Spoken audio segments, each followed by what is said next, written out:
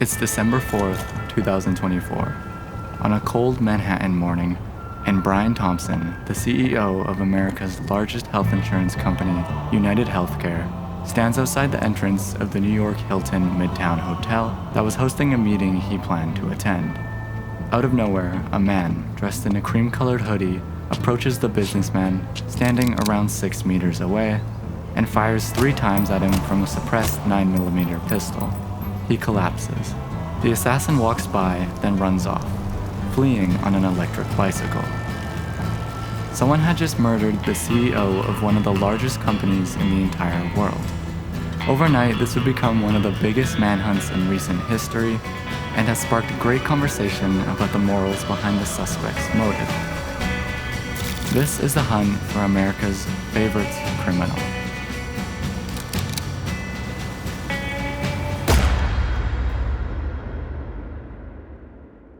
Back in April of 2021, when Brian Thompson is elected as United Healthcare's new CEO. United Healthcare is the largest insurance company in the world, and one that has a notorious reputation of putting money above all else. They insure 49 million Americans and had reached a staggering $381 billion in revenue by the end of 2023 under Brian's control. But these funds were earned at the expense of the American people. In 2021, Thompson devised a plan to start denying payments for what they deemed as non-critical visits to the hospital emergency rooms. What this means is that more and more people were being forced to decide between paying for a visit to the emergency room or not going at all and being left in the dark about their health. Between 2020 and 2022, the rate at which post-acute care claims were denied more than doubled, going from 10.9% to a staggering 22.7%. Additionally, under Thompson's leadership, United Healthcare began using artificial intelligence to automate claim denials. This resulted in patients being unable to access medical care, which is unsurprising when you discover that the company was actually sued for knowingly employing an AI model that had a 90% error rate. This resulted in United Healthcare having the highest denial rate out of all American health insurance companies, a whopping 32%. At the time of Brian Thompson's death, he had a net worth estimated around $43 million.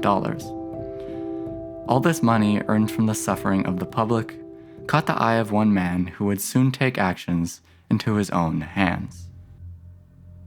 November 24th, 2024, at 10:11 p.m., the suspected shooter arrives in New York City on a Greyhound bus at the Port Authority terminal.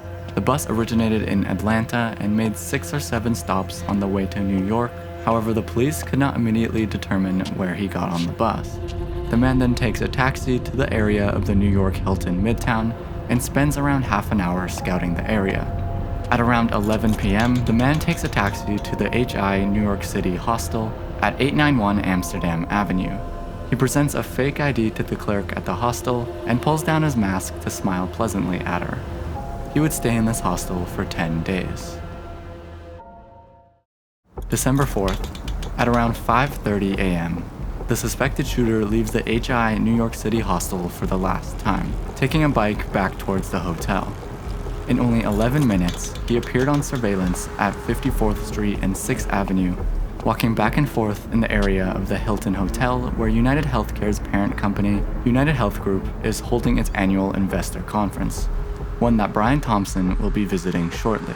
At some point while he is waiting, he went to a nearby Starbucks and purchased a bottle of water and at least 1 energy bar before returning to outside the hotel. 6:44 a.m., just over an hour later, he spots his target. 50-year-old Brian Thompson is walking down the street towards the hotel entrance. Quickly, the suspect runs across the street and catches up to Thompson around 6 meters back from him. He fires 3 shots, 2 hitting Thompson and the other missing. Weirdly enough, the shooter appears to manually cycle the gun after each shot, leading observers to believe that there was something wrong with his gun. After shooting Thompson, the man flees the scene on an electric bicycle. By 6:48 a.m., a mere 4 minutes after the shooting, the man enters Central Park by bicycle at the 60th Street and Center Drive entrance. It's in the park and away from security cameras that police believe he discards his gray backpack. 6:56 a.m., he leaves the park at West 77th Street and Central Park West, and 2 minutes later at 6:58 a.m., he passes another camera on 85th Street and Columbus Avenue. This is the last time that we see him on a bicycle, as 2 minutes later at 7 a.m., he's at 86th Street, no longer with the bicycle. 7:04 a.m., he then calls a cab and is taken northbound at 86th Street and Amsterdam Avenue. While this is occurring, the medical staff at Mount Sinai West are trying desperately to help Brian Thompson. Sadly, at 7:12 a.m., Brian Thompson was pronounced dead. It's 7:30 and the suspect has finally made it to the George Washington Bridge bus terminal. It offers commuter services to New Jersey and Greyhound routes to Philadelphia, Boston, and Washington. From here, the suspect disappears into the cool autumn morning, never to be seen again. Or so he would have hoped. Back at the scene, the police are looking for clues. There, they find 3 fired cartridge cases alongside 3 unfired cartridges, supporting the narrative that his gun was jamming. The detectives notice something strange on the shelves. They found the words delay, deny, and depose written on the cases. The 3 words are similar to the phrase delay, deny, and defend, a well-known phrase in the insurance industry alluding to insurance companies' efforts to not pay out claims. In addition to the shells, investigators find a water bottle, candy wrapper, and a phone at the scene that were believed to be connected to the shooter. Following the murder, the New York City Police Department offers a reward up to $10,000 for information about the shooter. On December 6, 2024, investigators stumbled across more evidence. They found the shooter's backpack that the suspect had discarded in Central Park. Inside the bag, they found a Tommy Hilfiger jacket and Monopoly money. Over the next couple days, police would release several photos of the man taken from security cameras. This includes photos showing the suspected shooter next to and in the backseat of a taxi, images of the suspect taken by surveillance cameras at the Starbucks cafe, and 2 stills from the hostel that showed his face, including one with him smiling widely at the female desk attendant. The shooter was described by police as a white man, approximately 6'1", wearing a light brown or cream-colored hooded jacket, dark pants, and black sneakers with white soles. He had a gray backpack and concealed his face with a black face mask. It was official. The hunt was out. December 9th, 2024, at 9:14 a.m. The suspect walks into a McDonald's in Altoona, Pennsylvania. He grabs some food, a hash brown to be specific, and retreats to a table at the back of the restaurant. A customer sees him and is suspicious. He looks awfully similar to the man whose face has been all over the nation's TVs. The customer alerts one of the employees, who then calls the police. The police show up and start interrogating the suspect, who gets nervous and when asked to show some identification, greets the officers with the same fake ID he showed at the hostel, something that the police were quickly able to discover. The suspect eventually told the police his real name, Luigi Nicholas Mangione. This name has significance, as I will explain later. But for now, the police began to search Luigi's bag. In his bag, they found a partially 3D printed Glock 19 and 3D printed suppressor, which matched the weapon from the shooting.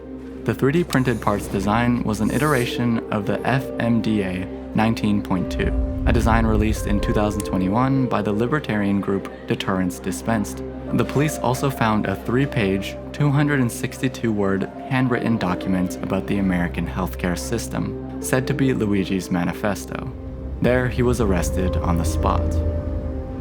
Luigi Mangione was charged in Blair County, Pennsylvania, with carrying a gun without a license, forgery, falsely identifying himself to the authorities, and possessing instruments of crime on December 9th, 2024.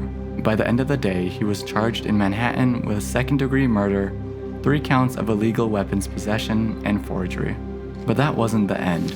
On December 17th, 2024, Mangione was indicted on 11 New York State charges by the Manhattan District Attorney's Office, which he pleaded not guilty to. Furthermore, on December 19th, 2024, he received an additional 4 federal charges. Mangione was extradited to New York and is currently being held at the Metropolitan Detention Center in Brooklyn. Luigi Nicholas Mangione was born in Towson, Maryland on May 6, 1998. to Kathleen and Louis Mangione. Born into privilege as the grandson of prominent American real estate developer Nicholas Mangione, he showed early promise. He attended the prestigious Gilman School, an all-boys private secondary school in Baltimore, where he graduated as valedictorian in 2016. At the University of Pennsylvania, he earned both a Bachelor of Science in Engineering in Computer Engineering and a Master of Science in Engineering in Computer and Informational Science in 2020. After graduation in November 2020, he began working remotely as a data engineer for True Car, a car retailing website headquartered in Santa Monica, California. His employment ended sometime in 2023. In November 2024, after not hearing from him since July, Mangione's mother reported him missing. He had also ceased all social media activity around the same time he disappeared from his family until the day of his arrest. While his motive remains a mystery, the most obvious motive is Luigi's disdain for the health insurance industry. The manifesto found in his bag characterized healthcare executives as parasites who, in quotes, had it coming, and criticized the US healthcare system, noting that despite it being the most expensive in the world, America ranked low amongst other countries in life expectancy. It specifically mentioned United Healthcare's market capitalization, describing it as one of the largest US companies behind only huge titans such as Apple, Google, and Walmart. Police believe a further motive was related to an injury that Mangione had suffered that had caused him to visit the emergency room back in July 2023.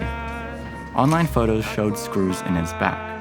Luigi had spondylolisthesis, a lower back condition where one of the bones in your spine slips out of place. This condition, and possibly a lack of aid from insurance companies, could have pushed Luigi into taking extreme measures in order to get his point across. This story is truly dividing. There are many people on one side who support what he did, and see it as a way of taking down these corrupt corporations. And in that sense, I can understand where they are coming from. There are countless posts and tweets discussing how people have been mistreated by this industry, and this move could possibly spark some change. At the end of the day, if you hurt so many people, it's only a matter of time until you get hurt yourself. However, I believe that glorifying this man's actions is not the answer either. It could lead to copycats, a problem that we want to avoid at all costs. The case is still ongoing with tons of media coverage and new facts being unveiled every day. It will be interesting to see how it plays out, and honestly, I would not be surprised if we see something like this happen again sometime very soon. Lead me right to your